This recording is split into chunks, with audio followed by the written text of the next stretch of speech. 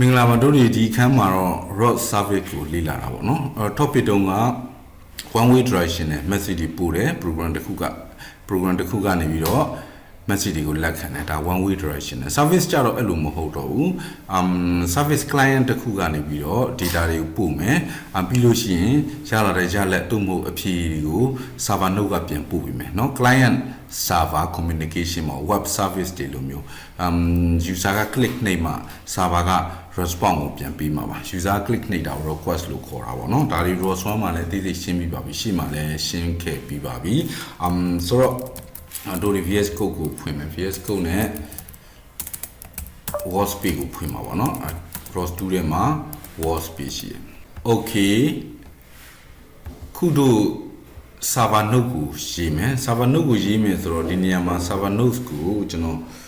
အချိန်ကြာမှာဆိုလို့ copy ပဲကူးပြရမယ်ပြီးရင် code line ကိုရှင်းပြမယ်အဲ့တော့ package အသစ်တစ်ခုဖန်တီးရင်ပိုကောင်းမှာတယ်เนาะကျွန်တော်မှာ package နှစ်ခုရှိတယ် tutorial interface ရယ် test ဆိုတဲ့ package ရယ်package တစ်ခုဖန်တီးမယ်ဆိုလို့ရှိရင် terminal ဖွင့်မယ် SRC ထဲမှာ package တစ်ခုဖန်တီးရမှာပေါ့เนาะpackage ဖန်တီးတဲ့ command က ROS2 pkg create ပေါ့ပြီးရင် build type ရွေးပေးမယ် build type က image image ပဲเนาะပြီးတော့ package name တော့ text service test လို့နာမည်ပေးလိုက်မယ် service test ပေါ့เนาะဘာသုံးမှာလဲ dependency က RCL CPP သုံးမယ်ပြီးတော့ service ကကျွန်တော်တို့ဖန်တီးထားတဲ့ service S3in ဆိုတဲ့ service ရှိတယ်ဒီ tutorial interface ထဲမှာအဲ့တော့ tutorial interface ကိုကျွန်တော်တို့ dependency အနေနဲ့ပြန်သုံးမယ် okay ဒါဆိုရင် package တစ်ခုဖန်တီးပြီးသွားပြီပေါ့เนาะtutorial interface test service ရဲ့ package XML ကိုကြည့်မယ်ဆိုရင်ဒီ package XML မှာ tutorial interface ကို dependency အနေနဲ့ထည့်ထားတယ် CMake list မှာတော့ကြည့်မယ်ဆိုရင်လည်း tutorial interface ကို dependency အနေနဲ့ထည့်ထားတာကိုတွေ့ရတယ် okay အဲ့တော့ note ရေးမယ် note ရေးမယ်ဆိုတော့ note ကိုကျွန်တော်wiki ကနေပဲ copy ကူးလိုက်မယ်အဲ့တော့ new file တစ်ခုဖန်တီးမယ်ဘယ်ထဲမှာလဲဆိုတော့ဒီ service tag ရဲ့စုကုတ်မနော်ဒီမှာ service client ပေါ့နော် client.c++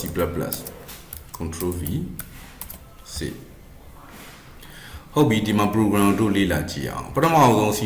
program တွေကြည့်ချင်ရင်ဘယ်မှသွားမကြည့်နဲ့ main ထဲကိုသာကြည့်ပါ main ထဲမှာဘာတွေပါတယ်လဲဆိုတော့ main ထဲမှာဘာတွေပါတယ်လဲဆိုတော့ပထမဆုံး RCL CPP เนาะ ROS ကို initialize လုပ်ထားတယ် initialize လုပ်ထားတဲ့အချိန်မှာ argument နှစ်ခုထည့်တယ် argument count argument အရှိအတွက်ရ argument factor ပေါ့နော် factor ထည့်လိုက်တဲ့တန်ဖိုးပေါ့အဓိကတော့ string တွေပါဒီ C++ program မှာကျွန်တော်တို့ run တဲ့အချိန်မှာ combine လုပ်လို့ရလာတဲ့ binary run တဲ့အချိန်မှာ argument တွေထည့်ပေးလို့ရတယ်အဲ့ argument တွေကနှလုံးထည့်ထားပြီး argument count က2ပေါ့เนาะအဲ့ဒါ array မှာကြတော့ character array မှာကြတော့ argument factor 0ရယ်1ရယ်เนาะအဲ့ဒါ index နှစ်ခုရှိမှာပေါ့ဒါပါပဲအဲ့တော့ initialize လုပ်မယ်ပြီးလို့ရှိရင် तू ကဘာလဲဆိုတော့ argument count ကိုစစ်ထားတယ် argument count ဒီ၄ခုမဖြစ်လို့ရှိရင်တဲ့ return -1 နဲ့ program ကို terminate လုပ်လိုက်မယ်ဆိုတော့ argument count က၄ခုမဖြစ်လို့ရှိရင်ဆိုတော့เนาะဘာအဓိပ္ပာယ်လဲစဉ်းစားကြည့်ဘာအဓိပ္ပာယ်လဲဆိုတော့ခါကျတော့ run လိုက်တဲ့ executable ကတစ်ခုနော် run လိုက်တဲ့ executable ဥမာ run လိုက်တဲ့ကောင်က program name က EAC ပေါ့နော် EAC name တစ်ခုနော်ပြီးလို့ရှိရင်တစ်ခုနှစ်ခုသုံးခုဒါဆိုအရေအတွက်က၄ခုပဲเนาะဒါကြောင့်၄ပြည့်မပြည့်စစ်ထားတာ argument ကတော့เนาะတကယ်တော့ဒီကောင် run လိုက်တဲ့ကောင်ကတော့ argument that 0ပေါ့เนาะဒါ1 2 3ပေါ့เนาะဒါပဲเนาะအဲ့တော့ကျွန်တော်တို့ဒီ program run တဲ့အချိန်မှာကဏ္ဍ3လုံးထည့်ပြီးမှာအဲ့တော့ဒီ client တို့ကကဏ္ဍ3လုံးကိုယူပြီး server စီပို့ပြလိုက်မှာဒါပဲเนาะအဲ့ဒါပြီးမှ server ဘက်ကအဲ့3လုံးပေါင်းပြီးတော့ response အနေနဲ့ပြန်ပေးမှာအဲ့တော့ကဏ္ဍ4လုံးဖြစ်ရင်sorry ကဏ္ဍ3လုံးမထည့်တာဘူးဆိုလို့ရှိရင်RCL CPP info နဲ့ debug information ပြမယ်ဒီလိုသုံးပါလို့ပြရ return လုပ်တာဟုတ်ပြီပြီးတော့ဒီ main function ထဲမှာဘာလုပ်မလဲ node object တစ်ခုတည်ဆောက်မှာပေါ့ node object က standard namespace ထဲက share pointer type เนาะ RCS CPP node ဆိုတဲ့ classဆိုတော့ဒီ node ပေါ့เนาะ node object ကို create လုပ်ထားတယ် pointer object ပေါ့ဟုတ်ပြီဒါ make share နဲ့သူနာမည်ပေးရမယ် add 3 integer client ဆိုတဲ့เนาะ node name လေးနာမည်ပေးထားတယ်ဒါပဲဒါ node တစ်ခုဖန်တီးပြီ node တစ်ခုဖန်တီးပြီးဆိုရင် client တစ်ခုဖန်တီးရမယ်ဒီ node ထဲမှာဟို topic public လုပ်လို့ရတယ် topic subscribe လုပ်လို့ရတယ်ဒါလေးသင်ခဲ့ပြီးအခုတော့ service client ထည့်မယ်နော် service client ထည့်မယ်ဆိုတော့ client object ကိုဖန်တီးမယ် RCCPP မှာ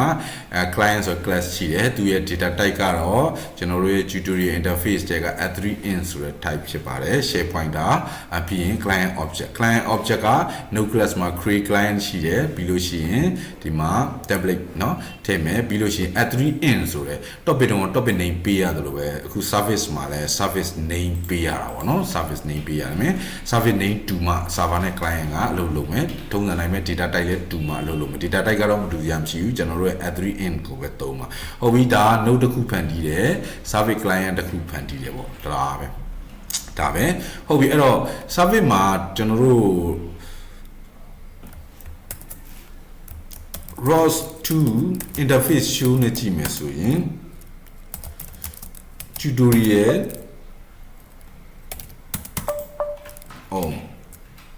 ROS2 interface show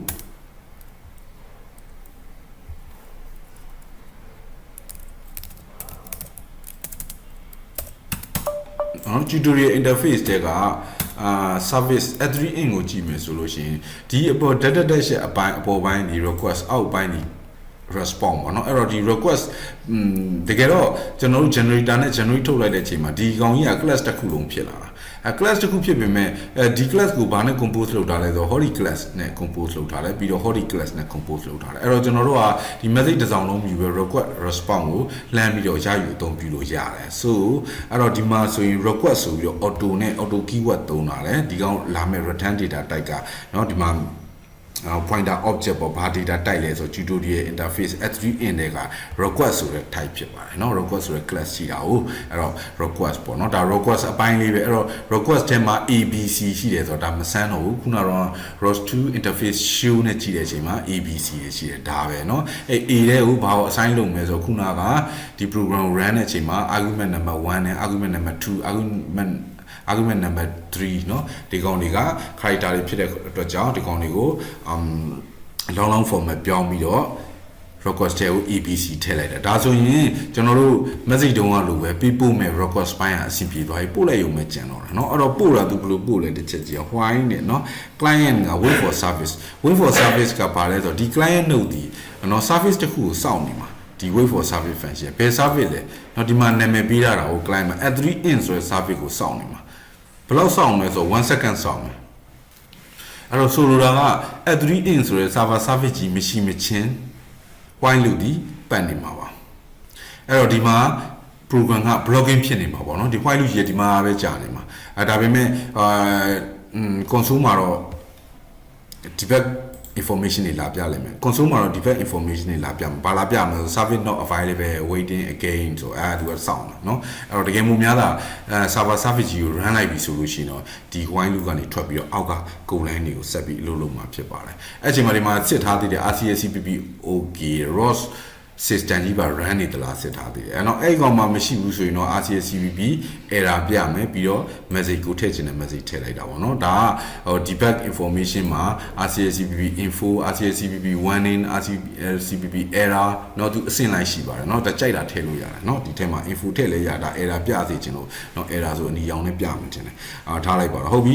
ဒါ while ဒီ blocking function ဒီထဲမှာ block ဖြစ်နေမယ်တကယ်လို့ service ရှိရင်ဒီ while loop ကိုကြော်ထွက်လာပြီဟုတ်ပြီပြီးလို့ရှိရင်ကျွန်တော်တို့ result เนาะ result ဆိုတော့ဒီ server ကနေဒီ request ကိုရတာနဲ့တွက်ချက်မှုတွေပြန်လုပ်ပြီးတော့ response ကိုပြန်ပေးလိုက်မယ်เนาะ server နှုတ်ကမရေးရသေးဘူးနောက် video မှာရေးမယ်အဲ့တော့ server ကပြန်ပို့လိုက်တဲ့ result ကိုတန်းပြီးတော့ဒီကနေယူလို့ရတယ် asynchronous send request ဆိုပြီး request ကိုပို့လိုက်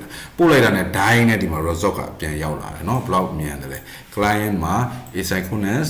send request ပေါ့เนาะ synchronous မဟုတ်ဘူး asynchronousဒါဆိုရင် result တင်မှာဟိုကပို့လိုက်တဲ့ data ရလာပြီဖြစ်ပါတယ်တကယ်တော့ server တွက်ချက်တဲ့အချိန်မှာ result ကိုအချိန်မီမရတာရှိနိုင်သေးတယ်ဒါကြောင့်အောက်မှာ wait wait for result နဲ့သူ program လေးနည်းနည်းရေးတာလေ RCS CPP spin anti future complete ဆိုပြီးတော့ note ရဲ့ result တွေကိုထည့်ထားတယ်เนาะအဲ့တော့ဒီ note pointer ကြီးပြန်ထည့်တယ်ပြီးတော့ကျွန်တော်တို့ result ကိုပြန်ထည့်တယ်အဲ့ဒီကောင်ကသူ့ရဲ့ return code က set ပေါ့နော်ဒါလေးတွေ enum လေးတွေပေါ့နော်ဒီ note နဲ့သူ့မှာပါတဲ့ client ရတဲ့ request လုပ်လိုက်တဲ့ကောင်က result ပြန်ရတယ်เนาะဒီ result က set မဖြစ်မချင်းဒီ set ကတော့ enum ပေါ့နော် set ဖြစ်ခဲ့ရင် sorry set ဖြစ်ခဲ့ရင်ဒီမှာ information တစ်ကြောင်းပြမယ်ဘာအကြောင်းပြမလဲဆိုတော့ server ပေါင်းပြီးတဲ့ sum ဆိုတဲ့ integer လေးကိုထုတ်ပြမယ် long decimal LD က long decimal ဖြစ်တယ်ပြီးတော့ result စီက sum ကိုထုတ်ထားတယ်เนาะ sum ကိုထုတ်တဲ့အချိန်မှာဒီမှာ get method ကိုအသုံးပြုတာ ROS1 မှာဆိုရင်တော့ဒီလို get method မပါဘူးဒီ object ကနေ pointer object ကနေတန်းပြီးတော့ထုတ်လို့ရတယ်เนาะအဲ့လိုမှမဟုတ်ဘူး set မဟုတ်ဘူးတခြားအခြေအနေတွေဖြစ်နေသေးတယ်ဆိုရင် error ပြပါမယ် RCS CPP error နဲ့ fail to call service ဆိုပြီးတော့ error ပြပြီးတော့မှ program ကို shut down လုပ်လိုက်မယ်ROS node ကို shut down လုပ်လိုက်မယ် so အဲ့တော့ဒီ program ကိုကျွန်တော်တို့အရင်ဆုံး run ကြည့်မယ်အဲ့တော့ဒီကောင်ကို run မယ်ဆိုလို့ရှိရင်ဘာလို့လဲဆိုတော့ cmate list တော့လို့မှာပါเนาะ service client CPP အဲ့တော့ cmate list ကို make file အဲ့တော့ cmate list ကကျွန်တော်တို့ဒီထဲရပဲ copy ကူးမယ်ဒီ install လို့ copy ကူးမယ် control C ပြီးလို့ရှိရင်ကျွန်တော်တို့ package အသစ်စောက်ထားတာမဟုတ်လို့ဒီ package အသစ်က cmate list ကဟောဒီမှာအဲ့တော့ဒီထဲမှာထည့်မယ် add h2 table ဆိုတော့အောက်ဆုံးမှာပဲထည့်လိုက်เนาะဒါ add h2 table